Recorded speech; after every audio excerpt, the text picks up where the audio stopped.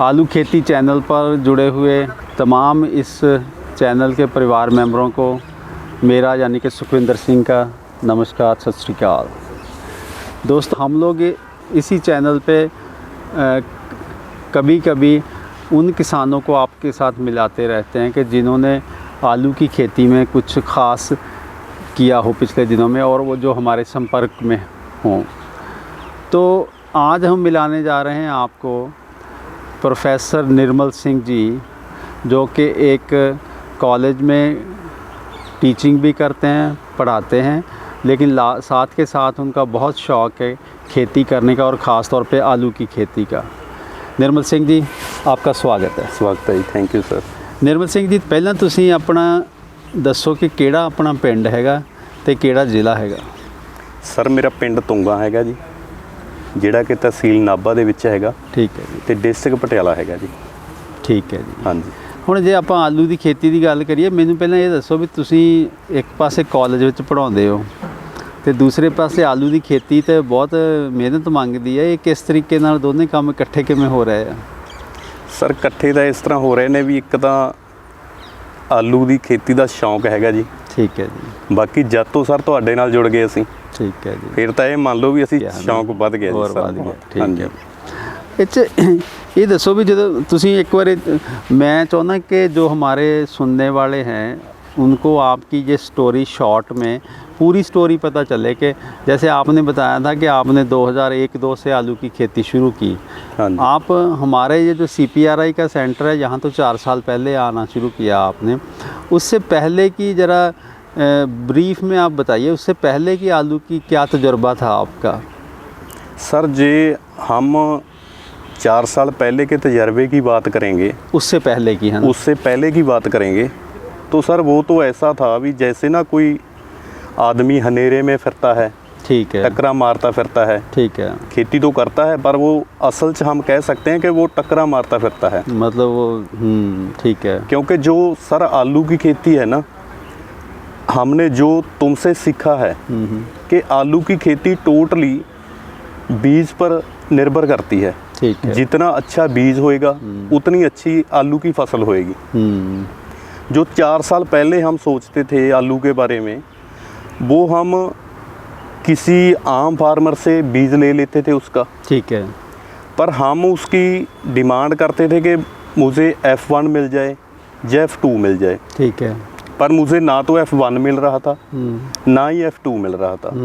हम उसको 1-2 साल लगाते थे और 1-2 साल में वो बीज होता था जो एक्सपायर हो जाता था। ठीक है। वो भी ख़त्म हो जाता था तो फसल का जो मज़ा था बिल्कुल ही ख़राब हो जाता था। वो देखो, F1 F2 तो आम तौर पर मिलना होंदा सरकारी महकमे तो, आम जिमींदार तो F1 F2 नहीं मिलता। पर चलो कोई नहीं, कई बार कई लोग कह भी देंगे साढ़े को F1 F2 है। तो मतलब तुहाडी तलाश सीगी कि आपकी तलाश थी कि F1 F2 कहीं से मिले और वो आपको नहीं मिलता था, तो फिर मिलता क्या था? सर, मिलता था वो था जो मतलब कि ना फार्मर का काम क्या था, हम डिमांड करते थे कि मुझे बीज चाहिए F1 या F2। हाँ।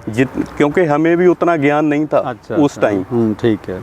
हम सिर्फ इतना बता देते थे कि F1 या F2 चाहिए। ठीक है। पर फार्मर से क्या मिलता था कि फार्मर एक खेती कर रहा है, वो फरवरी में जाकर जब उसकी हार्वेस्टिंग होनी है आलू की फसल की, वो अपने आलू को जो हम स्प्रे करते हैं उसकी बेल को ख़त्म करने वाली ग्रामो स्प्रे करते हैं। हाँ। उस पर स्प्रे किया तो जो सीड साइज़ निकला, बीज साइज़ निकला, वो हमें दे दिया। तो जो उसका राशन में सेल होने वाला था वो उसने सेल कर दिया। तो हमें भी भरम पै गया। चारों तरफ यही चल रहा है। हाँ जी। आज भी यही चल रहा है। निर्मल सिंह जी, एक गल दसो, ਜਦੋਂ ਤੁਸੀਂ ਫਿਰ ਇੱਥੇ ਆਏ ਸਾਡੇ ਕੋਲ, ਜਦੋਂ CPRI ਦੇ ਵਿੱਚ ਟ੍ਰੇਨਿੰਗ ਲਗਾਉਣ ਆਏ, ਇੱਥੇ ਸੈਂਕੜੇ ਲੋਕ ਟ੍ਰੇਨਿੰਗ ਲਗਾਉਣ ਆਉਂਦੇ ਹੈਗੇ ਆ। ਜਿਸ ਤਰ੍ਹਾਂ ਦੀ ਤੁਹਾਡੀ ਸਟੋਰੀ ਹੈ, ਇਸੇ ਤਰੀਕੇ ਦੀਆਂ ਬਹੁਤ ਸਾਰੀਆਂ ਸਟੋਰੀਆਂ। ਫਿਰ ਉਸ CPRI ਦੇ ਨਾਲ ਮਿਲ ਕੇ ਕੀ ਸੋਚ ਦੇ ਵਿੱਚ ਚੇਂਜ ਆਈ ਤੁਹਾਡੀ, ਤੇ ਤੁਹਾਡੀ ਖੇਤੀ ਦੇ ਵਿੱਚ ਕੋਈ ਫਰਕ ਪਿਆ? ਸਰ, CPRI ਦੇ ਨਾਲ ਜਦ ਤੋਂ ਅਸੀਂ ਤੁਹਾਡੇ ਨਾਲ ਜੁੜਿਆਂਗੇ, ਮਤਲਬ ਕਿ ਮੈਂ ਇਹ ਕਹਿ ਸਕਦਾ ਵੀ ਇੱਕ ਤਾਂ ਅਸੀਂ ਸਿੰਪਲ ਗੱਲ ਕਰ ਲੈਂਦੇ ਹਾਂ ਕਿ ਅਸੀਂ ਜਨਰਲ ਗੱਲ ਕਰਦੇ ਹਾਂ ਕਿ 100% ਕਿਸੇ 'ਚ ਗੱਲ ਦਾ ਰਿਜ਼ਲਟ ਮਿਲ ਜਾਣਾ। ਪਰ ਮੈਨੂੰ ਲੱਗਦਾ ਵੀ ਸਾਨੂੰ ਤਾਂ 200% ਰਿਜ਼ਲਟ ਮਿਲ ਗਿਆ ਤੁਹਾਡੇ ਨਾਲ ਜੁੜ ਕੇ। ਠੀਕ ਹੈ ਜੀ। ਉਹ ਇਸ ਤਰ੍ਹਾਂ CPRI ਨਾਲ ਜੁੜ ਕੇ। CPRI ਦੇ ਨਾਲ ਜੁੜ ਕੇ ਡਾਕਟਰ ਸਾਹਿਬ। ਤੇ ਉਹਦੇ ਨਾਲ ਕੀ ਹੋਇਆ ਕਿ ਇੱਕ ਤਾਂ ਪਹਿਲਾਂ ਸਾਨੂੰ ਇਹ ਹੀ ਨਹੀਂ ਸੀ ਪਤਾ ਕਿ ਅਸੀਂ ਨੇ F1 ਲੈਣਾ F2 ਲੈਣਾ। ਅਸੀਂ ਜਨਰਲੀ ਗੱਲ ਕਰ ਲੈਂਦੇ ਸੀਗੇ ਵੀ ਅਸੀਂ F1 ਲੈਣਾ।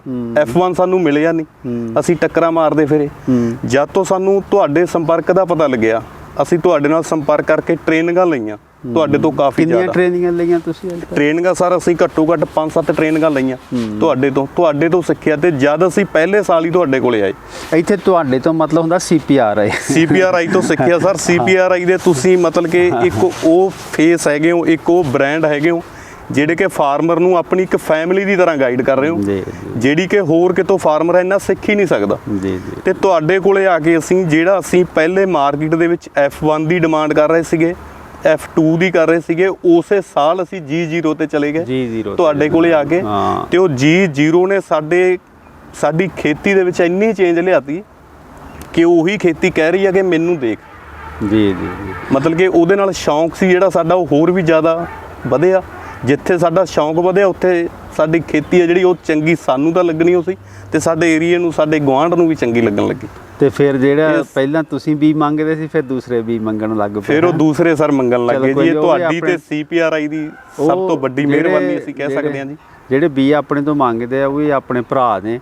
ਤੇ ਜਿਸ ਤਰੀਕੇ ਨਾਲ ਤੁਸੀਂ ਤੁਹਾਡੀ ਖੇਤੀ ਵਿੱਚ ਤਬਦੀਲੀ ਆਈ, ਆਪਾਂ ਰਲ ਮਿਲ ਕੇ ਉਹਨਾਂ ਦੀ ਖੇਤੀ ਵਿੱਚ ਵੀ ਤਬਦੀਲੀ ਲੈ ਕੇ ਆਉਣੀ ਹੈ। ਹੁਣ ਲਗਭਗ 4 ਸਾਲ ਹੋ ਗਿਆ ਮਿੰਨੀ ਟਿਊਬਰ ਬੀਜਦਿਆਂ ਨੂੰ, ਹੈ ਨਾ? ਹਾਂਜੀ। ਤੇ ਤੁਸੀਂ ਜਿਹੜਾ ਮਿੰਨੀ ਟਿਊਬਰ ਤੋਂ ਅੱਗੇ ਕਿਸ ਲੈਵਲ ਦਾ ਬੀਜ ਹੈ ਜਿਹੜਾ ਦੂਸਰੇ ਭਰਾਵਾਂ ਨੂੰ ਦਿੰਦੇ ਹੋ ਤੁਸੀਂ? ਸਰ ਅਸੀਂ G3 ਦੇ ਰਹੇ ਹਾਂ, ਤੇ ਕੁਛ ਅਸੀਂ G2 ਵੀ ਦਿੱਤਾ ਹੈਗਾ।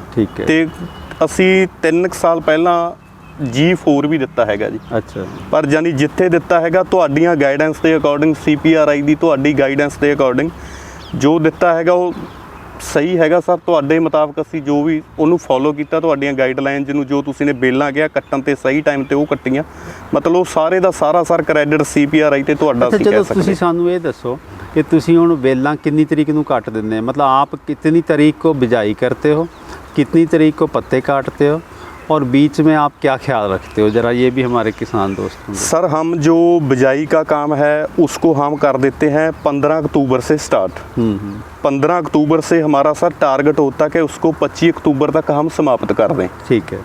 25 अक्टूबर तक हम समाप्त कर देते हैं। मतलब कई तरफ ये हो जाता है कि 1-2 दिन ज़्यादा लग जाते हैं, 26-27 तक भी चला जाता है। तो बीच में सर हम ये करते हैं जो CPRI और तुहाडे थ्रू सानू सिखाया गया है ट्रेनिंग के थ्रू कि उसकी रॉगिंग करनी है, रॉगिंग 3 वार। ठीक है। तो फिर असीं रॉगिंग करते हैं 3 वार की, असीं कई बारी तो 4 वार भी हो जाती है जिथे सानू एक भी बूटे का इस तरह लगे भी। ये ज़रा रुकना, मैं किसान भाइयों, ये ना बड़ी हंसी की बात है कि जब शुरू में किसान आते हैं तो उनको कहते हैं रॉगिंग करनी है 1-2 बार कम से कम, हम कहते हैं 2 बार कम से कम रॉगिंग है, तो बीमार पौधे निकालने। तो पहले उनको लगता है कि यार ये तो बड़ा मुश्किल काम है, कहाँ खेत में घूमते फिरेंगे, रॉगिंग करेंगे, बीमार पौधे निकालेंगे। जैसे निर्मल सिंह जी ने कहा है, जब उनको मज़ा आने लग जाता है तो अक्सर लोग कहते हैं जी हम तो 4-4 बार भी घूम जाते हैं। ये हो जाता है जब वो किसी ना काम के साथ आपका बहुत प्यार हो जाता है, तो वो फिर वो दिल करता है कि यार इसमें कोई भी बीमार पौधा ना रहे। हाँ, फिर रॉगिंग कर देते हैं और आगे सर रॉगिंग कर देते हैं। रॉगिंग के बाद जो CPRI ਤੁਹਾਡੀਆਂ ਗਾਈਡਲਾਈਨਸ ਦੇ ਮੁਤਾਬਕ ਅਸੀਂ 28 ਦਸੰਬਰ ਨੂੰ ਉਹਦੇ ਪੱਤੇ ਕੱਟਣੇ स्टार्ट कर देंगे। 28 दिसंबर को। 28 दिसंबर को। तो उससे बाद उसके पत्ते 2-4 दिन में कट कर, ठीक है, उससे महीना या 20 दिन बाद फिर उसकी हार्वेस्टिंग शुरू हो जाती है जी। अच्छा, अब जो ये बताओ कि अब चलो पिछले 4 साल का सफ़र तो पता चल गया, आगे क्या सोच है? कहाँ अगले मैं 5 साल बाद पूछूँ तो क्या इरादा है, कहाँ जाना है? सर जो अगले इरादे की हम बात करते हैं, हम तुम्हारे पास 4 साल पहले आए थे, तो तुम्हारे पास आकर CPRI और तुम्हारे से सीख कर हमने G0 लगा लिया। जब से हम जुड़े हैं ना, मुझे मतलब कि एक शौक़ है जो कि इसको और अच्छा किया जाए। इसको और अच्छा करने के लिए हम कोशिश करते हैं कि अगे एरोपोनिक्स से उस प्रोजेक्ट ते असीं जाइए तो अपना एक एरोपोनिक लाइए, ਤੁਹਾਡੀਆਂ ਗਾਈਡਲਾਈਨਸ ਨੂੰ ਫੋਲੋ ਕਰੀਏ ਤੇ CPRI ਦੀਆਂ ਗਾਈਡਲਾਈਨਸ ਨੂੰ ਫੋਲੋ ਕਰਕੇ ਹੋਰ ਵੀ ਅੱਛਾ ਬੀਜ ਆ ਜਿਹੜਾ ਅਸੀਂ ਜਿੱਥੇ ਅਸੀਂ ਆਪਣੀ ਖੇਤੀ ਨੂੰ ਇੰਪਰੂਵ ਕੀਤਾ ਹੈਗਾ, ਉਹਨੂੰ ਸੁਧਾਰ ਕੀਤਾ ਹੈਗਾ ਸੀਡ ਦੇ ਵਿੱਚ, ਫਸਲ ਦੇ ਵਿੱਚ, ਤੇ ਹੋਰ ਫਾਰਮਰ ਦੀ ਆ ਜਿਹੜੀ ਅਸੀਂ ਉਹ ਵੀ ਹੈਲਪ ਕਰੀਏ। ਚਲੋ ਮੈਨੂੰ ਇਹ ਦੱਸੋ ਵੀ ਤੁਸੀਂ ਤੇ ਚੱਲ ਜਾਂਦੇ ਪੜ੍ਹਾਉਣ ਕਾਲਜ ਦੇ ਵਿੱਚ, ਫਿਰ ਖੇਤੀ ਦੇਖਦਾ ਕੌਣ ਹੈ ਮਗਰ? ਖੇਤੀ ਸਰ ਮੇਰਾ ਬ੍ਰਦਰ ਹੈਗਾ ਜਿਹੜਾ, ਅੱਛਾ ਉਹ ਦੇਖਦਾ, ਤੇ ਜੁਆਇੰਟ ਫੈਮਿਲੀ ਹੈਗੀ ਆ, ਦੋਨੋਂ ਹੀ ਬ੍ਰਦਰ ਮੇਰੇ ਹੈਗੇ ਆ। ਉਹ ਅੱਛਾ ਅੱਛਾ, 3 ਭਰਾ ਆ ਤੁਸੀਂ ਨਾ, 3 ਬ੍ਰਦਰ? 2 ਬ੍ਰਦਰ ਦੂਸਰੇ ਹੈਗੇ ਆ ਜਿਹੜੇ ਸਾਡੀ ਜੁਆਇੰਟ ਫੈਮਿਲੀ ਵਿੱਚ, 2 ਭਰਾ ਅਸੀਂ ਹੈਗੇ ਆ, ਠੀਕ ਹੈ। ਤੇ ਇੱਕ ਦੀ ਸਟੱਡੀ ਚੱਲ ਰਹੀ ਆ, ਤੇ 2 ਬ੍ਰਦਰ। मतलब घर में दूसरे बंदे हैं जो? हाँ जी सर, वो मैनेज करने वाले हैं सर। ਚਲੋ ਨਿਰਮਲ ਸਿੰਘ ਜੀ, ਬਹੁਤ ਖੁਸ਼ੀ ਹੋਈ ਤੁਹਾਡੀ ਗੱਲਬਾਤ ਸੁਣ ਕੇ। ਔਰ ਤੁਸੀਂ ਐਰੋਪੋਨਿਕ ਸਿਸਟਮ ਵੀ ਮੈਂ CPRI ਦੀ ਤਰਫ ਤੋਂ ਕਹਿਣਾ ਹੈਗਾ, ਜਿਸ ਤਰੀਕੇ ਨਾਲ ਤੁਹਾਡੀ ਜਰਨੀ ਹੈ ਪਿਛਲੀ 4-5 ਸਾਲ ਦੀ CPRI ਦੇ ਨਾਲ, ਤੁਸੀਂ ਹੌਲੀ ਹੌਲੀ ਸਿੱਖਿਆ। CPRI डेफिनेटली सभी की मदद करती है, आपकी भी मदद करेगी जो भी आप चाहोगे। और हम चाहते हैं कि आप जल्दी से एक यूनिट लगाओ और अच्छा बीज पैदा करके दूसरे किसानों को दो। जो आप कई साल तक परेशान होते रहे हैं अच्छा बीज ना होने की वजह से, आज भी लाखों किसान जो हैं परेशान हैं क्योंकि उनके पास बीज नहीं है। और मेरी आपसे सिर्फ ये सलाह है कि अगर बीज का काम करना है तो इसमें 100% ईमानदारी के साथ किया जाए, तो तभी इस काम करने का फ़ायदा है। और मेरी शुभकामना है कि तुसी जल्दी तो जल्दी अगले स्टेप भी करो ताकि ਤੁਹਾਡੇ ਏਰੀਏ ਦੇ ਵਿੱਚ और ज़्यादा बीज लोगों वास्ते अवेलेबल होवे। शुक्रिया जी sir, thank you so much. Thank you.